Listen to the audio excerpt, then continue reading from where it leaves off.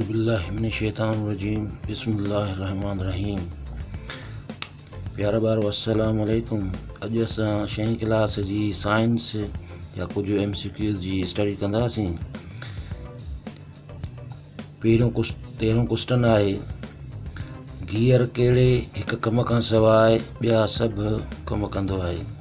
Speed खे बदिलाइण, रुख खे बदिलाइण, फिल्क्रम खे बदिलाइण। गाॾियुनि में असां गियर चेंज करे स्पीड खे बदिलाए सघंदा आहियूं, रुख खे बि बदिलाए सघंदा आहियूं, फिल्क्रम खे असीं न बदिलाए सघंदा आहियूं, जंहिंजे करे सही ऑप्शन असांजो फिल्क्रम आहे। हुन खां बाद में क्वेश्चन नंबर 14 आहे, मुतहरक तवानी जो मिसाल आहे हलंदड़ मोटर कार, शिकियल स्प्रिंग, किताब पढ़ंदड़। मुतहरक तवानाई यानी हरकी तवानाई हूंदी आहे, उनजो मिसाल असांजी हलंदड़ कार आहे। क्वेश्चन नंबर 15 आहे, पुछड़ तारा आहिनि बर्फ़ जा गोला, गैसनि जा गोला या ॿई। पुछड़ तारा बर्फ़ या गैसनि जा गोला हूंदा आहिनि। जीअं ई सिज जे वेझो ईंदा आहिनि त उहा बर्फ़ जी ऐं गैस वांगुरु बाफ़ थी वेंदी आहे ऐं असांखे उहो उनजो पुछ अछो नज़र ईंदो आहे, तंहिंजे करे सही ऑप्शन जो ॿई आहे।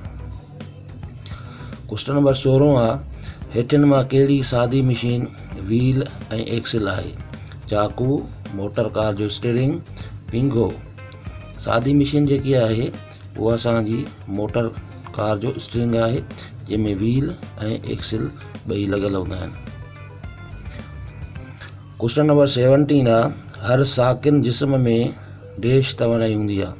साकिन यानी कोई बि जिस्म जेको रेस्ट में हूंदो आहे, उन में मुख्फी तवानाई, हरकी तवानाई या कीमई तवानाई, उन में मुख्फी तवानाई मौजूदु हूंदी आहे। क्वेश्चन नंबर 18 आहे, कहिड़ियुनि शयुनि में मुतहरक चरखी इस्तेमालु थींदी आहे? मुतहरक चरखी यानी चुरंदड़ चरखी खूहनि में, झंडनि में, किरेननि में।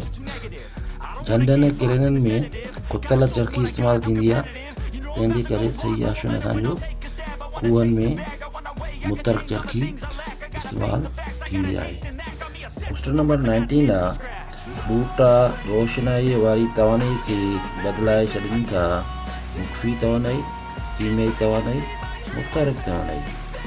ॿूटा रोशनाई तवानाई खे कीमई तवानाई में मटाए या तब्दील करे छॾींदा आहिनि, सही ऑप्शन असांजो कीमई तवानाई आहे। क्वेश्चन नंबर 20 आहे, ज़मीन सिज जे चौधारी डैश ॾींहंनि में चकर पूरो कंदी आहे? 320, 360, 350।